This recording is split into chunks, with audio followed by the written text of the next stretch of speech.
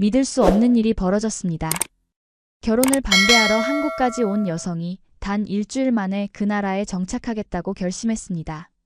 낯선 도시, 전혀 알지 못하던 문화 속에서 그녀가 발견한 건 단순한 사랑이 아니었습니다. 안녕하세요, 여러분. 오늘은 특별한 이야기를 들려드릴까 합니다. 라트비아에서 안정된 직장을 가진 은행 부지점장이 동생의 국제결혼을 막으러 한국에 왔다가 인생이 완전히 바뀐 사연입니다. 단지 일주일 만에 그녀의 마음을 완전히 돌려놓은 한국의 매력은 무엇이었을까요? 처음엔 반감과 걱정으로 가득 찼던 그녀가 결국 한국에 정착하기로 결심한 이유는 무엇이었을까요? 단순히 한국의 발전된 모습? 아니면 그곳에서 만난 누군가 때문이었을까요? 라트비아에서의 안정된 삶을 포기하고 낯선 나라에서 새 출발을 결심하게 된 그 이면에는 우리가 상상하지 못했던 사연이 숨어 있었습니다. 오늘 이 이야기는 단순한 해외 감동 사연이 아닙니다. 편견을 깨고 새로운 삶을 찾아가는 용기, 그리고 가족의 의미를 다시 한번 생각하게 하는 진솔한 이야기입니다. 이제 곧 펼쳐질 안나의 여정을 따라가 보실까요? 여러분도 혹시 인생의 중요한 선택의 기로에 서 계신다면 오늘 이 이야기가 작은 용기를 드릴 수 있기를 바랍니다. 앞으로 펼쳐질 이야기가 궁금하시다면 지금 바로 구독과 좋아요, 알림 설정을 눌러주세요. 여러분의 응원이 더 좋은 콘텐츠를 만드는 힘이 됩니다. 그럼 지금부터 안나의 놀라운 이야기를 시작하겠습니다. 제 이름은 안나 바실리에바입니다. 동유럽 라트비아의 수도 리가에서 은행 부지점장으로 일하고 있죠. 어릴 적부터 저는 꿈 많은 아이였습니다. 세계 여행을 하고 다양한 문화를 경험하고 싶었어요. 하지만 인생은 항상 계획대로 흘러가지 않더군요. 20대 초반 아버지가 갑작스러운 병으로 세상을 떠나셨습니다. 그때부터 저는 어머니와 여동생 엘리사의 유일한 지원자가 되었습니다. 대학을 졸업하자마자 바로 은행에 취직했고 승진을 위해 밤낮 없이 일했습니다. 안정된 수입, 좋은 집, 가족의 행복. 이것이 제 인생의 목표였습니다. 모험과 꿈은 뒤로 미뤄둔 채 말이죠. 리가는 아름다운 도시입니다. 중세 건축물이 즐비한 구시가지는 관광객들로 늘 붐비죠. 하지만 우리 같은 현지인들에게 현실은 그리 화려하지만은 않습니다. 의료 시스템은 여전히 개선이 필요하고 젊은이들은 더 나은 기회를 찾아 서유럽으로 떠나곤 합니다. 엘리사는 저와 달랐습니다. 항상 모험을 즐기고 새로운 것을 찾아 나서는 아이였죠. 고등학교를 졸업하고 그녀는 한국으로 유학을 떠났습니다. 처음엔 저도 반대했습니다. 왜 하필 그렇게 먼 나라야? 독일이나 프랑스는 어때? 하지만 엘리사의 눈빛에서 결심을 읽을 수 있었습니다. 언니, 나 한국 드라마 보면서 그 나라에 완전히 반해버렸어. 그들의 문화, 음식, 언어. 모든 게 너무 매력적이야. 한 번뿐인 인생, 내가 정말 가고 싶은 곳에서 공부하고 싶어. 결국 저는 동생의 선택을 응원해주기로 했습니다. 매달 생활비를 보내주며 그녀의 유학 생활을 지원했죠. 매주 영상통화로 그녀의 생활을 확인했습니다. 엘리사는 한국 생활에 잘 적응하는 듯 했습니다. 언어도 빠르게 배우고 현지 친구들도 많이 사귀었죠. 저는 속으로 안심했습니다. 그런데 어느 날 엘리사로부터 충격적인 소식이 전해졌습니다. 한국인 남성과 사랑에 빠졌고 결혼을 생각하고 있다는 거였습니다. 만난 지 채 1년도 안 된 사이라는 말에 저는 깜짝 놀랐습니다. 엘리사, 너무 성급한 결정 아니야? 그 사람에 대해 얼마나 알고 있니? 엘리사는 상기된 목소리로 대답했습니다. 언니, 민주는 정말 좋은 사람이야. 나를 진심으로 아끼고 존중해줘. 그의 가족들도 나를 따뜻하게 맞아주셨어. 하지만 저는 쉽게 마음이 놓이지 않았습니다. 제 친구 마리나가 외국인과 결혼해 겪었던 불행한 경험이 떠올랐기 때문입니다. 마리나는 영국인과 결혼했지만 문화적 차이와 가족들의 반대로 결국 이혼했습니다. 그 과정에서 그녀는 엄청난 상처를 받았죠.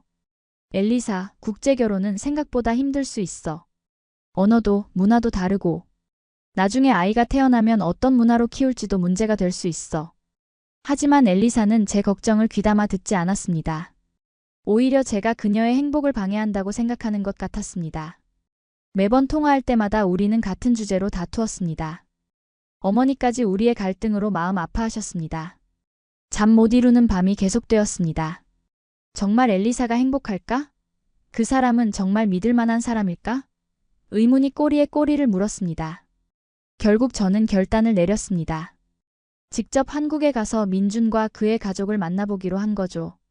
상사에게 2주간의 휴가를 신청했고 한국행 비행기 표를 예약했습니다.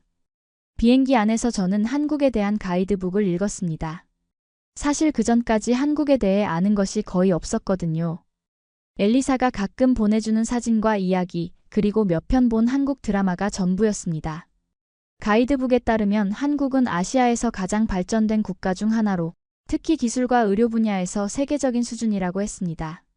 과연 그럴까? 저는 반신반의했습니다.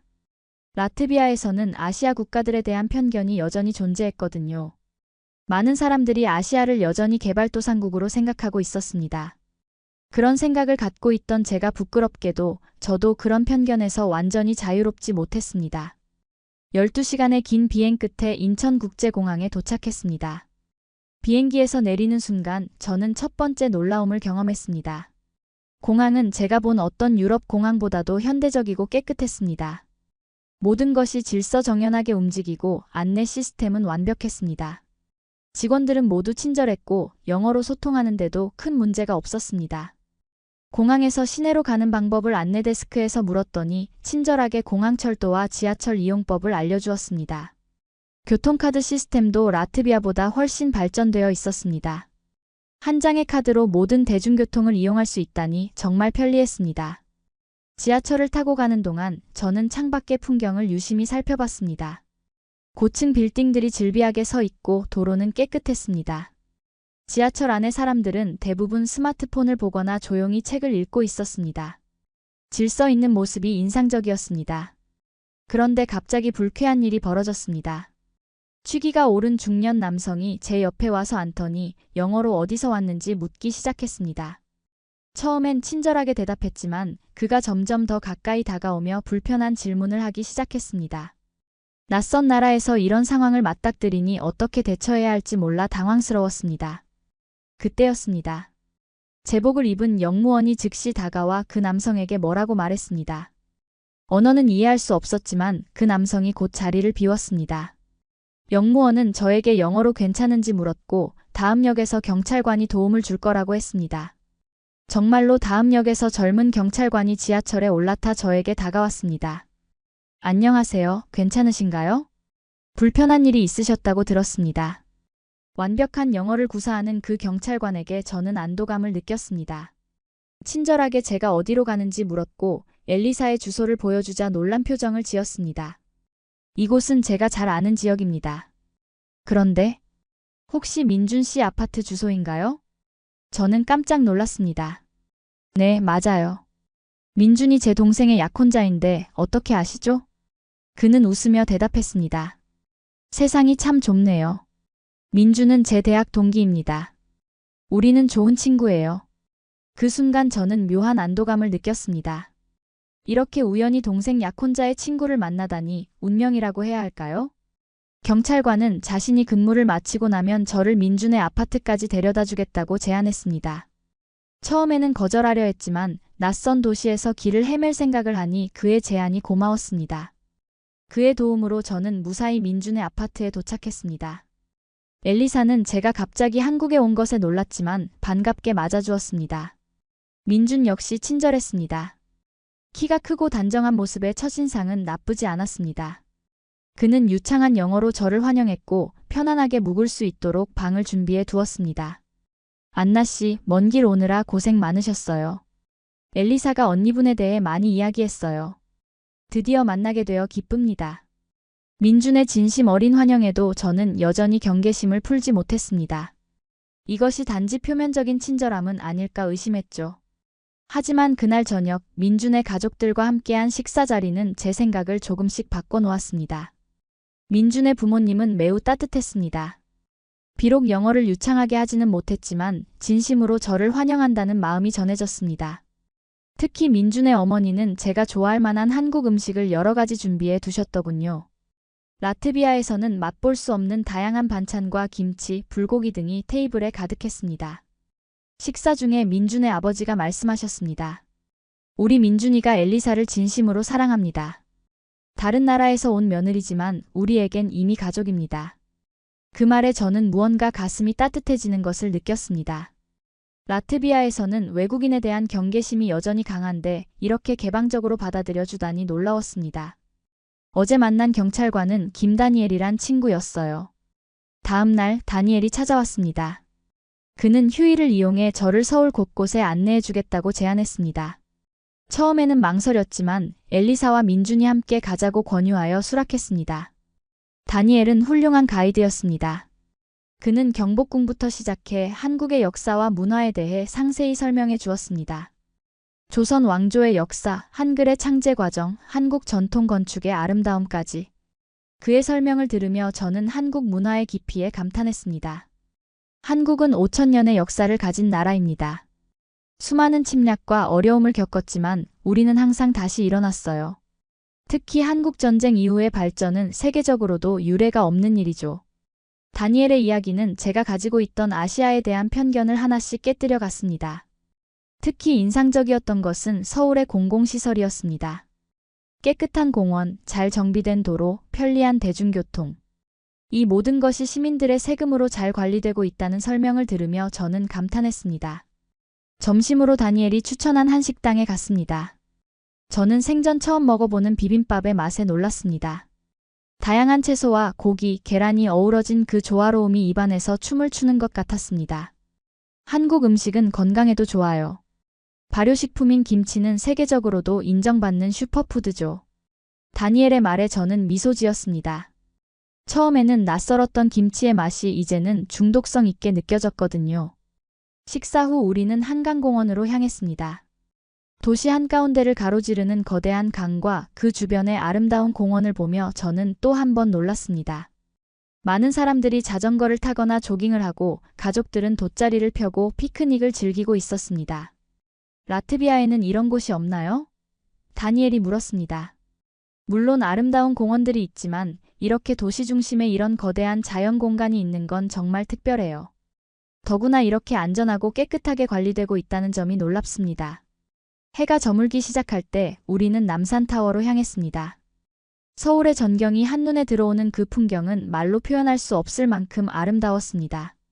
수많은 빌딩들 사이로 한강이 흐르고 멀리 산들이 도시를 감싸고 있었습니다. 다음 날은 민준이 저를 한국의 의료 시스템에 대해 소개해 주겠다고 했습니다. 저는 의아했습니다. 왜 하필 병원이죠? 민준은 미소 지으며 대답했습니다. 엘리사가 말해주더군요. 어머님이 심장질환으로 고생하신다고요. 한국의 의료기술이 얼마나 발전했는지 보여드리고 싶어서요. 그 말에 저는 감동했습니다. 사실 어머니의 건강 문제는 제가 항상 걱정하던 부분이었거든요. 라트비아의 의료 시스템은 기본적인 치료는 가능하지만 전문적인 심장 치료에는 한계가 있었습니다. 많은 사람들이 더 나은 치료를 위해 독일이나 스웨덴 같은 나라로 가곤 했죠. 민준이 저를 데려간 곳은 서울 강남의 한 대형 병원이었습니다. 건물부터 압도적이었습니다. 현대적인 디자인의 첨단 설비를 갖춘 병원은 마치 미래에서 온 듯했습니다. 로비에는 외국인 환자를 위한 통역 서비스 데스크가 있었고 다양한 언어로 안내문이 제공되고 있었습니다. 민준의 친구인 심장 전문의 김 교수가 우리를 맞아주었습니다. 그는 영어로 유창하게 한국의 의료 시스템과 심장질환 치료법에 대해 설명해 주었습니다. 한국은 의료기술 분야에서 세계적인 수준입니다. 특히 심장질환 치료는 미국이나 유럽의 선진국과 비교해도 뒤지지 않아요. 더구나 비용은 훨씬 저렴하죠. 김 교수는 저에게 어머니의 상태를 물었고 제가 가지고 있던 의료 기록을 검토해 주었습니다. 그의 전문적인 견해를 들으며 저는 새로운 희망을 느꼈습니다. 어머니가 받고 있는 치료보다 더 효과적인 방법이 있다는 것, 그리고 그것이 라트비아보다 훨씬 저렴한 비용으로 가능하다는 사실이 놀라웠습니다. 만약 원하신다면 어머님을 한국으로 모셔와 치료받게 할 수도 있습니다. 외국인 환자를 위한 프로그램이 잘 갖춰져 있어요. 김 교수의 제안에 저는 진지하게 고민하기 시작했습니다. 정말 가능한 일일까? 어머니를 이렇게 먼 나라로 모시고 오는 것이. 병원을 나와 우리는 근처 카페에서 차를 마셨습니다. 민준은 제 생각을 물었습니다. 정말 감사해요, 민준 씨. 오늘 많은 것을 배웠습니다. 하지만 어머니를 이곳으로 모시는 건 현실적으로 쉽지 않을 것 같아요. 비용 문제도 있고 무엇보다 어머니가 낯선 환경에 적응하실 수 있을지. 민주는 진지한 표정으로 말했습니다. 물론 쉬운 결정은 아닙니다. 하지만 엘리사와 제가 도울 수 있어요. 비용 문제도 함께 해결해 나갈 수 있고요. 그의 진심 어린 제안에 저는 감동했습니다. 겨우 며칠 전까지만 해도 저는 민준을 의심의 눈초리로 바라봤는데 이제는 그가 진정으로 엘리사와 우리 가족을 생각한다는 것을 느낄 수 있었습니다. 카페를 나와 걷고 있을 때 제 휴대폰이 울렸습니다. 라트비아에서 걸려온 전화였습니다. 어머니의 상태가 갑자기 악화되어 입원하셨다는 소식이었습니다. 저는 그 자리에서 얼어붙었습니다. 민주는 제 표정을 보고 무슨 일인지 물었고 상황을 설명하자 그는 즉시 행동했습니다. 먼저 귀국 비행기표를 예약해야 해요. 그리고 김 교수님께 연락해서 어머님의 상태에 대해 조언을 구해보죠. 민준의 침착한 대처에 저는 안정을 찾을 수 있었습니다. 그는 바로 노트북을 열어 비행기표를 검색했고 다음 날 아침 비행기를 예약했습니다. 동시에 김 교수에게 연락해 어머니의 상태에 대해 상담했습니다. 그날 밤 저는 잠을 이루지 못했습니다. 어머니에 대한 걱정 그리고 지난 며칠간 경험한 한국에서의 일들이 머릿속을 맴돌았습니다. 그리고 문득 한 가지 생각이 떠올랐습니다. 만약 어머니를 한국으로 모시면 어떨까? 다음 날 아침 공항으로 가기 전 저는 민준과 엘리사 그리고 다니엘에게 제 생각을 이야기했습니다. 어머니를 한국으로 모시고 싶어요. 여기서 치료받으시면 더 좋은 결과를 얻을 수 있을 것 같아요. 하지만 문제는 제가 라트비아에 있는 직장을 그만두어야 한다는 점이죠. 모두가 놀란 표정을 지었습니다. 엘리사가 먼저 말했습니다. 언니, 정말 그렇게 할 수 있어? 라트비아에서의 안정된 생활을 포기하는 건 쉬운 결정이 아닐 텐데. 저는 깊은 숨을 내쉬었습니다. 아직 확실한 건 아니야. 먼저 어머니의 상태를 확인하고 의사와 상담한 후에 결정할 거야. 하지만 김 교수님이 설명해 주신 치료법이 어머니에게 희망이 될 수 있다면 그 가능성을 포기하고 싶지 않아. 다니엘이 조심스럽게 제안했습니다. 만약 한국으로 이주를 결정하신다면 제가 도울 수 있는 일이 있을 거예요. 외국인들을 위한 취업 정보나 비자 문제 등에 대해서도 알아볼 수 있고요. 민준도 고개를 끄덕였습니다. 저희 회사에 국제금융 전문가가 필요하다고 들었어요. 안나 씨의 경력이라면 충분히 기회가 있을 거예요. 그들의 지지에 저는 감사함을 느꼈습니다. 라트비아로 돌아가는 비행기 안에서 저는 지난 일주일간의 경험을 되돌아보았습니다. 처음 한국에 도착했을 때의 저와 지금의 제가 얼마나 다른지 놀라웠습니다. 한국은 제가 상상했던 것보다 훨씬 발전되어 있었고 사람들은 친절했으며 무엇보다 안전하고 질서 있는 사회였습니다. 라트비아에 도착하자마자 저는 병원으로 직행했습니다. 어머니는 다행히 위기를 넘기셨지만 의사는 장기적인 치료가 필요하다고 했습니다. 더 전문적인 치료를 받으려면 외국으로 가야 한다는 말도 덧붙였습니다. 저는 김 교수가 알려준 정보를 라트비아 의사와 상담했습니다. 의사는 놀란 표정을 지었습니다. 한국의 의료기술이 그렇게 발전했다니 놀랍네요. 사실 서유럽으로 가는 것보다 비용 면에서도 훨씬 유리할 수 있겠군요. 어머니와 상의한 결과 우리는 큰 결심을 하게 되었습니다. 한국으로 이주하기로 한 것입니다. 물론 쉬운 결정은 아니었습니다. 안정된 직장을 떠나고 익숙한 환경을 버리는 것은 큰 도전이었습니다. 하지만 어머니의 건강과 더 나은 미래를 위해 저는 이 모험을 선택했습니다. 은행에 사직서를 제출했을 때 상사는 매우 놀랐습니다. 정말 한국으로 가는 거예요? 승진이 코앞인데? 저는 미소를 지었습니다. 네, 가족의 건강이 우선이라고 생각합니다. 그리고 한국에서도 제 경력을 살릴 기회가 있을 거예요. 다행히도 민준의 도움으로 저는 서울에 있는 국제금융기관의 면접 기회를 얻었습니다. 화상 면접을 통해 제 경력과 능력을 인정받았고 비자 스폰서십까지 제공받게 되었습니다. 모든 것이 놀라울 정도로 순조롭게 진행되었습니다. 2달 후 저와 어머니는 한국행 비행기에 몸을 실었습니다. 엘리사와 민준이 인천공항에서 우리를 맞이했습니다. 어머니는 비행 중 피로해 보였지만 딸의 미래가 있는 나라에 오게 된 것에 기뻐하셨습니다. 이제 우리 두 딸이 다 한국에 있게 되네. 이런 날이 올 줄은 몰랐구나. 김 교수는 어머니를 바로 검진했고 곧 치료를 시작했습니다. 첨단 의료기술과 세심한 간호 덕분에 어머니의 상태는 놀라울 정도로 빠르게 호전되었습니다. 특히 한국의 간호 시스템은 라트비아와 비교할 수 없을 정도로 체계적이었습니다. 저 역시 새로운 직장에 적응해 나갔습니다. 처음에는 언어 장벽과 문화적 차이로 어려움을 겪었지만 동료들의 도움으로 점차 익숙해져 갔습니다. 특히 제 상사는 제 금융 전문 지식을 높이 평가해 주었고, 라트비아와 발트 3국 시장에 대한 제 이해가 회사에 새로운 관점을 제공한다고 칭찬했습니다. 다니엘은 저와 어머니가 한국 생활에 적응하는데 큰 도움을 주었습니다. 주말마다 그는 우리를 데리고 서울의 여러 명소를 방문했고 한국 문화와 역사에 대해 알려주었습니다. 어머니도 다니엘을 매우 좋아하셨습니다. 그의 친절함과 배려가 마음에 드셨나 봅니다. 어느 날 저녁 다니엘이 저를 한 식당으로 초대했습니다. 그곳은 한강이 내려다 보이는 아름다운 레스토랑이었습니다. 촛불이 켜진 테이블, 은은한 음악. 분위기가 특별했습니다. 오늘은 무슨 특별한 날인가요? 저는 궁금해서 물었습니다. 다니엘은 잠시 긴장한 듯 보였습니다. 그리고 이내 진지한 표정으로 말을 꺼냈습니다. 안나, 사실 오늘 당신에게 하고 싶은 말이 있어요. 저는 갑자기 심장이 빠르게 뛰는 것을 느꼈습니다. 다니엘과 저는 지난 몇 개월 동안 자주 만나 시간을 보냈습니다. 처음에는 그저 친구로서 그리고 한국 생활의 안내자로서였지만 점차 그 관계는 더 깊어져 갔습니다.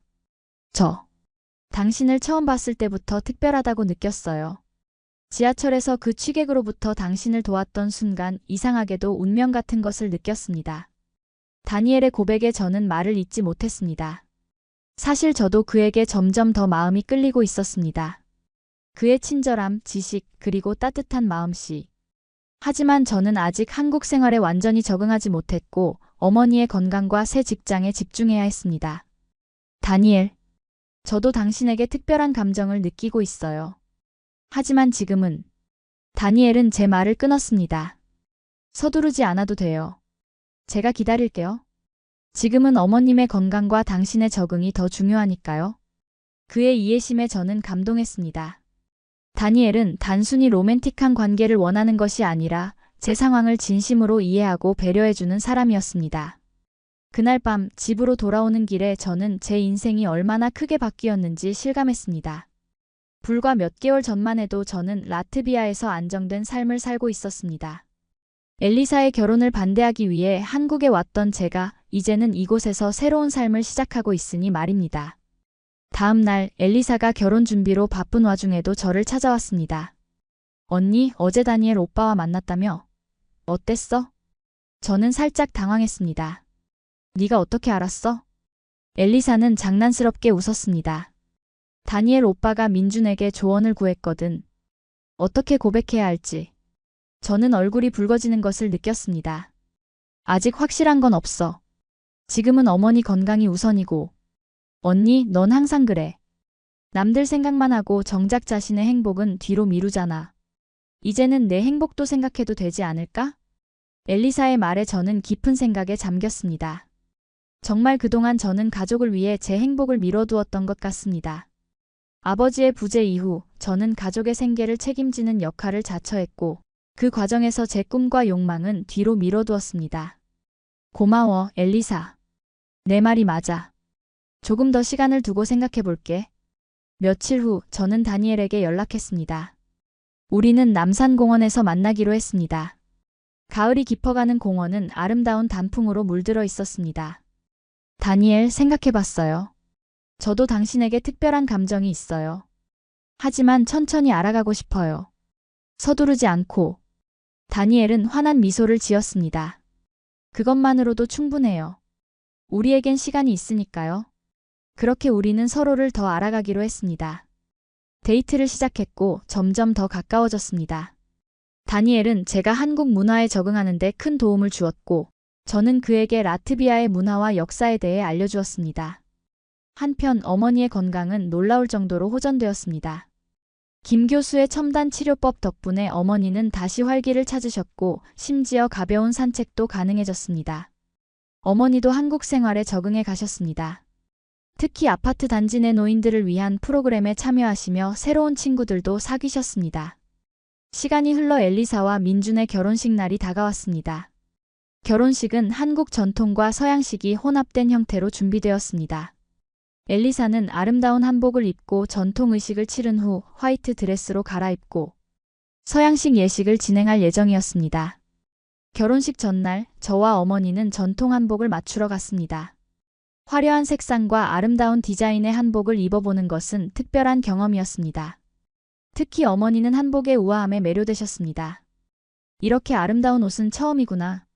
라트비아의 전통 의상과는 또 다른 매력이 있어. 결혼식 당일 한옥으로 지어진 전통 혼례장은 아름답게 꾸며져 있었습니다. 붉은 기둥과 푸른 지붕 그리고 아름다운 정원이 있는 한옥은 마치 시간을 거슬러 올라간 듯한 느낌을 주었습니다. 엘리사는 빨간색과 파란색이 어우러진 화려한 한복을 입고 나타났습니다. 머리에는 전통장 신구를 하고 얼굴은 한국 전통 화장법으로 단장했습니다.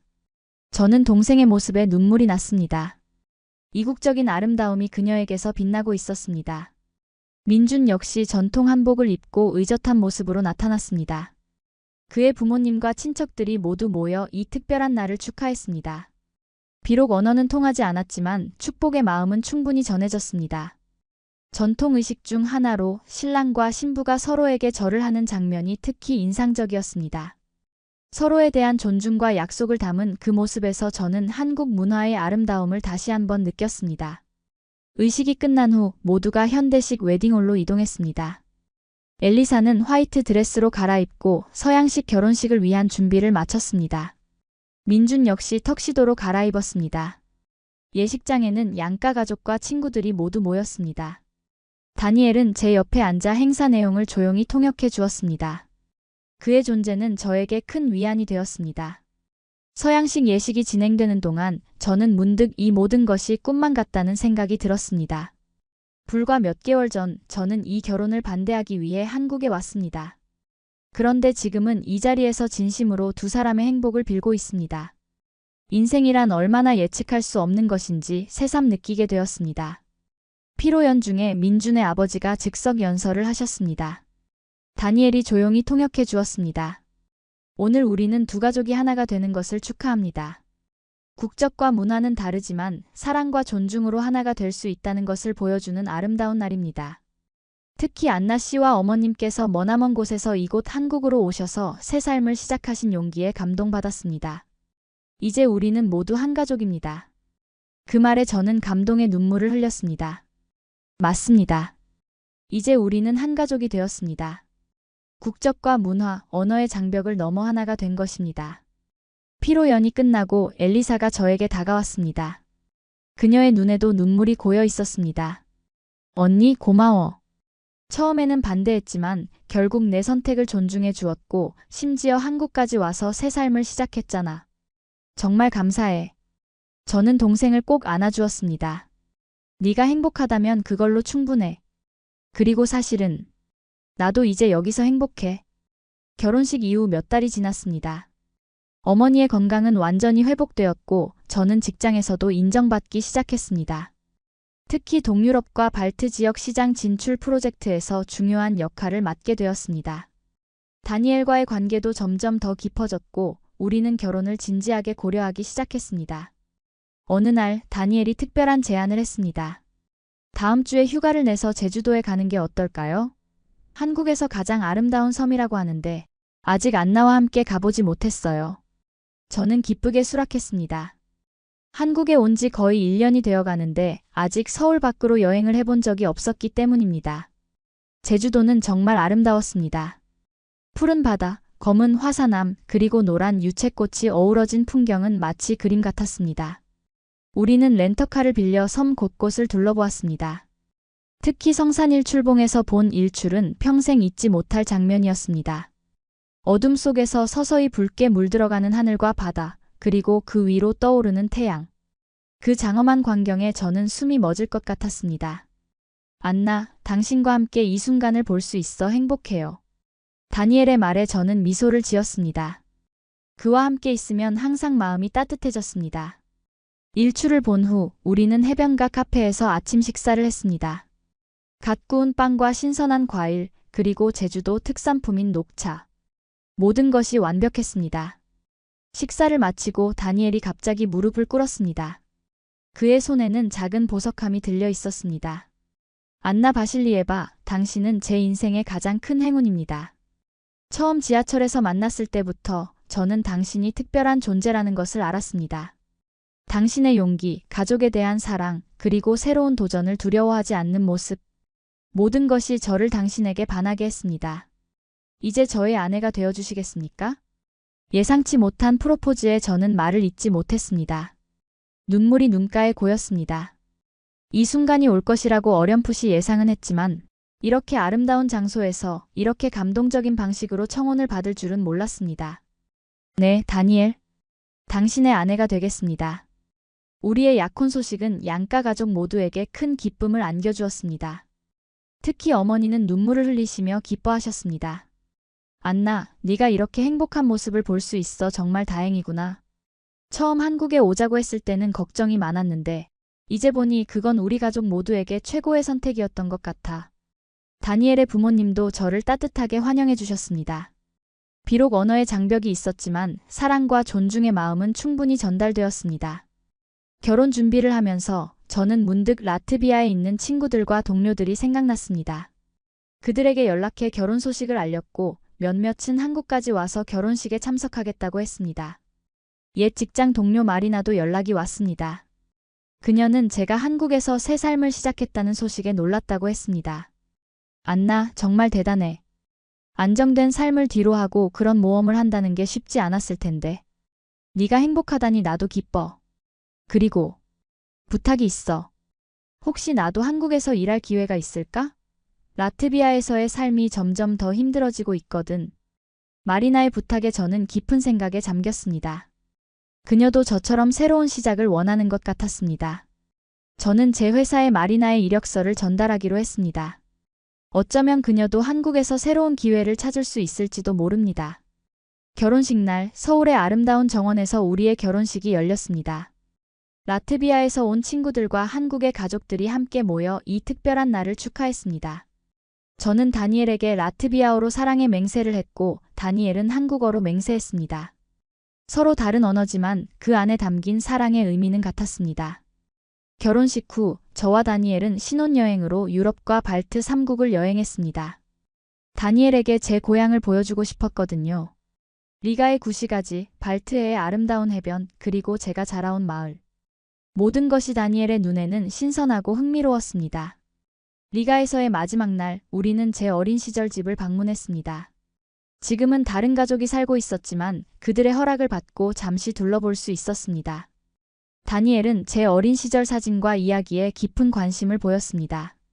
당신의 과거를 알게 되어 기뻐요. 이제 우리는 함께 미래를 만들어갈 거예요. 다니엘의 말에 저는 깊이 공감했습니다. 우리는 서로 다른 문화와 배경에서 왔지만 그것이 우리의 사랑을 방해하지는 않았습니다. 오히려 서로의 차이를 이해하고 존중하면서 더 깊은 유대감을 형성할 수 있었습니다. 한국으로 돌아온 후 우리의 새 삶은 순조롭게 시작되었습니다. 다니엘과 저는 서울 근교의 작은 아파트를 구입했고 어머니는 근처에 독립된 공간을 마련해 드렸습니다. 엘리사와 민준도 자주 방문해 가족 모임을 가졌습니다. 직장에서도 저는 승진하여 국제 업무 팀장이 되었습니다. 제 경험과 다국어 능력이 인정받은 것이었습니다. 특히 동유럽과 발트 지역 시장 개척에 중요한 역할을 하게 되었습니다. 어느 날 회사에서 특별한 제안을 받았습니다. 라트비아 리가에 지사를 설립할 계획이 있는데 제가 그 프로젝트를 총괄해 달라는 것이었습니다. 몇 개월간 라트비아에 체류하며 지사 설립을 진행해야 했습니다. 처음에는 고민했습니다. 다니엘과 떨어져 지내야 한다는 점이 걱정되었기 때문입니다. 하지만 다니엘은 오히려 저를 적극 지지해 주었습니다. 이건 정말 좋은 기회예요. 안나가 라트비아와 한국을 잇는 다리 역할을 할 수 있다니 멋지지 않나요? 걱정 마세요. 저도 휴가를 내서 중간에 방문할 수 있고 몇 개월은 금방 지나갈 거예요. 그의 격려에 힘입어 저는 이 프로젝트를 맡기로 결정했습니다. 라트비아로 돌아가는 비행기 안에서 저는 지난 2년간의 변화를 되돌아보았습니다. 처음 한국에 왔을 때는 단지 동생의 결혼을 반대하기 위해서였는데 이제는 한국이 제 새로운 고향이 되었고 저는 두 나라를 연결하는 중요한 역할을 맡게 되었습니다. 리가에 도착하자 묘한 기분이 들었습니다. 너무나 익숙한 거리와 건물들, 그러나 이제는 다른 시선으로 보게 된 고향 도시. 예전에는 당연하게 여겼던 것들이 이제는 새롭게 보였습니다. 지사 설립 작업은 생각보다 순조롭게 진행되었습니다. 제가 현지 사정에 밝고 언어에 능통했기 때문에 행정적인 절차나 인력 채용도 효율적으로 이루어졌습니다. 특히 젊은 라트비아인들 사이에서 한국 기업에 대한 관심이 높아 우수한 인재들을 많이 영입할 수 있었습니다. 라트비아에 체류하는 동안 저는 현지 대학에서 한국 문화와 비즈니스에 관한 특강도 몇 차례 진행했습니다. 젊은이들의 호기심 어린 질문들을 받으며 저는 제가 두 문화 사이의 가교 역할을 하고 있다는 사실에 뿌듯함을 느꼈습니다. 한국은 정말 드라마에서 보는 것처럼 발전된 나라인가요? 한국에서 외국인으로 살아가는 것이 어렵지 않나요? 한국어는 배우기 어려운가요? 이런 질문들에 저는 제 경험을 바탕으로 솔직하게 답변했습니다. 한국의 장점만이 아니라 제가 경험한 어려움이나 문화적 차이점도 함께 이야기했습니다. 그러면서도 새로운 도전을 두려워하지 말라는 메시지를 전했습니다. 저도 처음에는 두려움이 컸습니다. 안정된 삶을 버리고 낯선 나라로 간다는 것이 쉬운 결정은 아니었으니까요. 하지만 그 결정이 제 인생을 완전히 바꿔놓았습니다. 때로는 편안함의 영역을 벗어나야 진정한 성장을 경험할 수 있습니다. 3개월간의 라트비아 체류를 마치고 저는 한국으로 돌아왔습니다. 인천공항에 도착했을 때 다니엘과 어머니 그리고 엘리사 가족이 모두 마중 나와 있었습니다. 그들의 반가운 얼굴을 보는 순간 이곳이 진정한 제 집이라는 생각이 들었습니다. 귀국 후 얼마 지나지 않아 기쁜 소식이 있었습니다. 제가 임신한 것입니다. 의사는 건강한 아이라고 했고 다니엘은 기쁨에 어쩔 줄 몰라 했습니다. 어머니 역시 첫 손주를 기다리며 설레하셨습니다. 이 아이는 참 특별할 거야. 라트비아와 한국의 피를 모두 물려받은 아이니까. 어머니의 말씀에 저는 미소를 지었습니다. 그렇습니다. 우리 아이는 두 문화의 장점을 모두 가진 특별한 존재가 될 것입니다. 임신 소식은 회사에도 전해졌고 상사는 저에게 축하와 함께 업무 조정을 제안했습니다. 출산 후에도 계속 일할 수 있도록 재택근무와 유연한 근무 시간을 허용해 주었습니다. 한국의 가족 친화적인 기업 문화에 다시 한번 감사함을 느꼈습니다. 한국에서는 일과 가정의 균형을 중요시하는 문화가 점점 확산되고 있어요. 특히 국제적인 인재를 유지하기 위해 우리 회사도 이런 제도를 적극 도입하고 있습니다. 상사의 말에 저는 깊이 공감했습니다. 라트비아에서는 아직 이런 유연한 근무 형태가 보편화되지 않았기 때문입니다. 출산을 앞두고 다니엘과 저는 아기방을 꾸미며 행복한 시간을 보냈습니다. 다니엘은 한국 전통 요람을, 저는 라트비아에서 가져온 아기 이불을 준비했습니다. 두 문화가 조화롭게 어우러진 공간이 만들어졌습니다. 출산 날짜가 가까워오자 라트비아에서 제 친구 마리나가 방문했습니다. 그녀는 제 소개로 한국 회사에 취직하게 되었고 교육 차원에서 몇 주간 서울에 머물게 된 것입니다. 마리나는 한국 생활에 대한 궁금증이 많았고 저는 기꺼이 그녀의 질문에 답해 주었습니다. 안나, 네가 정말 부러워. 이렇게 아름다운 나라에서 사랑하는 사람과 함께 새 가족을 꾸리다니. 정말 용기 있는 선택이었어. 마리나의 말에 저는 깊이 생각했습니다. 정말 그랬을까요? 용기 있는 선택이었을까요? 아니면 그저 상황이 저를 이끌어온 것일까요? 사실 처음에는 용기가 아니라 걱정이었어. 동생의 결혼을 막으려고 왔다가 오히려 내가 이곳에 정착하게 될 줄은 상상도 못했으니까. 하지만 지금 생각해보면 그때의 결정이 내 인생에서 가장 중요한 전환점이 되었어. 가을의 아름다운 날, 저는 건강한 여자아이를 출산했습니다. 우리는 그 아이에게 소피아라는 이름을 지어주었습니다. 라트비아어로는 지혜를, 한국어로 발음하면 소중한 빛과 비슷하게 들리는 이름이었습니다. 소피아의 탄생은 우리 가족 모두에게 큰 기쁨이었습니다. 특히 어머니는 손녀를 안고 눈물을 흘리셨습니다. 이 아이가 우리 가족의 새로운 시작이구나. 라트비아와 한국 두 나라의 사랑으로 태어난 아이. 소피아가 태어난 지 100일이 되던 날 우리는 한국 전통에 따라 100일 잔치를 열었습니다. 다니엘의 가족들과 회사 동료들 그리고 라트비아에서 온 친구들까지 모두 모여 소피아의 건강한 성장을 축하했습니다. 100일 잔치에서는 아이의 미래를 점치는 돌잡이 행사도 진행했습니다. 소피아 앞에 여러 물건을 놓고 아이가 처음 잡는 물건으로 미래를 예측하는 전통이었습니다. 소피아는 망설임 없이 책과 붓을 집었고 모두가 박수를 쳤습니다. 학자가 될 거야. 두 나라의 문화를 연구하는 학자. 그날 저녁 모든 손님이 돌아가고 소피아가 잠든 후 다니엘과 저는 베란다에 앉아 서울의 야경을 바라보았습니다. 불과 몇 년 전만 해도 상상하지 못했던 이 평화로운 순간이 지금은 저의 일상이 되었습니다. 다니엘, 가끔 이 모든 게 꿈 같아요. 내가 정말 라트비아를 떠나 한국에서 새 삶을 시작했다는 게. 그리고 당신을 만나 이렇게 행복한 가정을 이루었다는 게. 다니엘은 제 손을 꼭 잡았습니다. 저도 매일 감사함을 느껴요. 그날 지하철에서 우연히 만난 것이 우리 인생을 이렇게 바꿔놓을 줄 누가 알았을까요? 사실 처음 한국에 왔을 때는 편견이 많았어요. 아시아 국가에 대한, 특히 동생의 결혼에 대한. 그런데 지금은 오히려 제가 이곳에서 행복을 찾았으니 참 아이러니하죠? 다니엘은 미소 지었습니다. 때로는 우리가 가장 두려워하는 것 속에서 가장 큰 행복을 찾기도 하나 봐요. 시간이 흘러 소피아는 두 돌을 맞이했습니다. 이번에는 라트비아식과 한국식을 혼합한 생일 파티를 열었습니다. 소피아는 벌써 두 개 언어를 자연스럽게 섞어 사용하기 시작했습니다. 한국어로 시작한 문장을 라트비아어로 마치는 모습이 너무나 귀여웠습니다. 그해 겨울 저는 뜻밖의 제안을 받았습니다. 한국과 발트 3국 간의 문화교류를 촉진하는 비영리 재단의 이사직을 맡아달라는 것이었습니다. 이 재단은 양국 간의 교육, 예술, 비즈니스 협력을 지원하는 것을 목표로 했습니다. 처음에는 망설였습니다. 은행에서의 안정된 경력을 버리고 새로운 분야로 뛰어드는 것이 쉬운 결정은 아니었기 때문입니다. 하지만 다니엘의 지지와 격려 덕분에 저는 결국 이 도전을 받아들였습니다. 안나는 이미 두 문화를 연결하는 가교 역할을 해왔어요. 이제 그 경험을 더 넓은 영역에서 활용할 수 있는 기회가 온 거죠. 재단에서의 첫 프로젝트는 라트비아 학생들을 위한 한국 문화 교육 프로그램이었습니다. 저는 직접 리가를 방문해 프로그램을 소개했고 많은 학생들이 관심을 보였습니다. 특히 한국의 기술 발전과 문화 콘텐츠에 대한 관심이 높았습니다.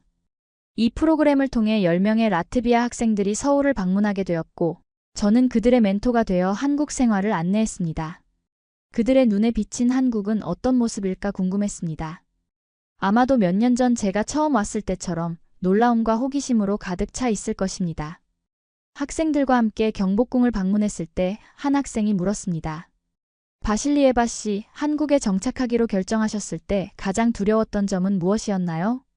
그 질문에 저는 잠시 생각에 잠겼습니다. 아마도 실패에 대한 두려움이었을 거예요. 안정된 삶을 버리고 완전히 새로운 시작을 한다는 것은 큰 모험이었으니까요. 하지만 지금 돌이켜보면 그 결정이 제 인생에서 가장 큰 축복이 되었습니다. 때로는 두려움을 마주하고 그것을 넘어서야 진정한 행복을 찾을 수 있다는 것을 배웠어요.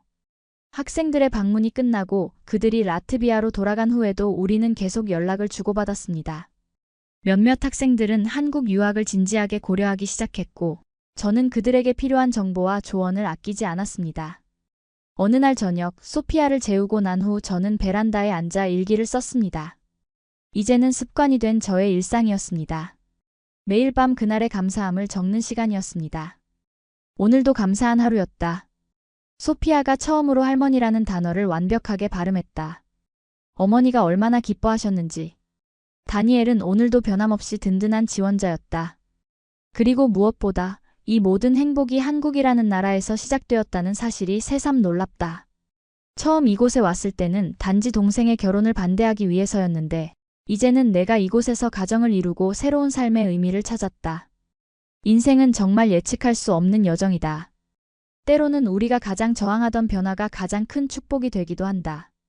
내일은 재단에서 새로운 프로젝트가 시작된다. 한국과 라트비아 간의 예술 교류 프로그램이다. 두 나라의 아름다운 문화가 만나 어떤 시너지를 낼지 기대된다. 이제 나는 더 이상 두 세계 사이에 갈등하지 않는다. 오히려 두 문화의 다리가 되어 더 많은 사람들에게 새로운 가능성을 보여주고 싶다. 일기를 마치고 고개를 들어 서울의 밤하늘을 바라보았습니다. 수많은 별들이 반짝이고 있었습니다. 문득 라트비아의 밤하늘이 생각났습니다. 같은 별들이 빛나고 있겠지만 다른 곳에서 바라보는 것이니 조금은 다르게 보일 것입니다. 저는 이제 두 세계에 속한 사람이 되었습니다. 라트비아의 뿌리를 간직하면서도 한국에서 새로운 잎을 피워낸 나무처럼 말입니다. 그리고 이 특별한 경험을 통해 저는 더 넓은 시각으로 세상을 바라볼 수 있게 되었습니다. 여러분도 새로운 도전 앞에서 망설이고 계신가요? 익숙한 모든 것을 떠나 새로운 가능성을 선택하는 것은 두렵고 어려운 일입니다. 하지만 저의 이야기가 여러분에게 작은 용기가 될 수 있기를 바랍니다. 때로는 가장 두려운 선택이 가장 아름다운 결말로 이어지기도 합니다. 마음속 깊은 곳에서 들려오는 목소리에 귀 기울여 보세요. 그리고 용기를 내어 한 걸음 내딛어 보세요. 그 한 걸음이 여러분의 인생을 완전히 바꿔놓을지도 모릅니다.